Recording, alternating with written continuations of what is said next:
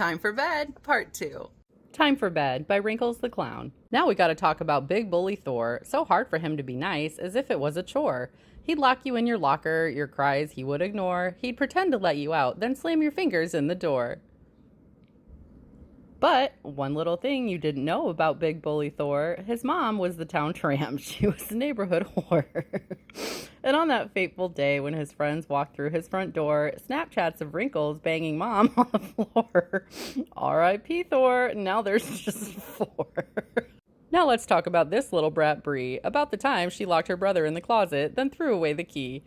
A real mean gal who just gossiped and teased, and stole money from her family whenever she pleased. But you can't just steal money and get away with it, honey. And this clown your parents hired isn't here to be funny.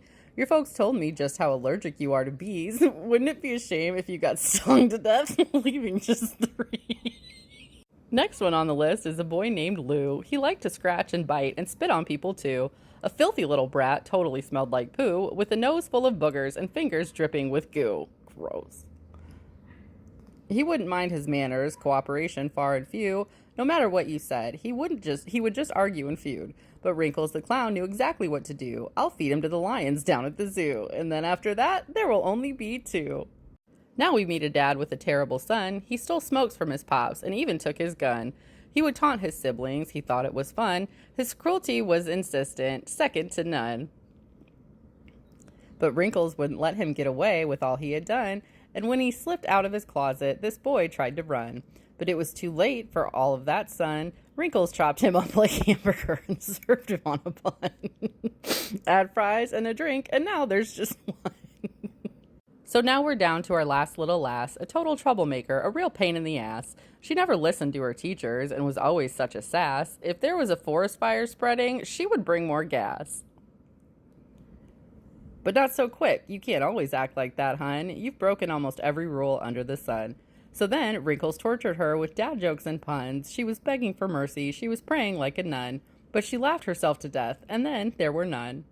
So they all disappeared, these children of 10, wiped off the face of the earth and never seen again. But was any of this real, or was it all in your head? It doesn't matter now, because it's time for bed. Good night, and sweet dreams. This is the end. So Wrinkles the Clown actually messaged me and asked if I would read this. When I replied to Wrinkles, I said, okay, first of all, you were fucking terrifying. Second of all, yes, I would love to read your book. Here's where you can send it. And the response I got was, I wouldn't be so terrifying if you watched the documentary on Prime, and it was on a bunch of different apps. So I did.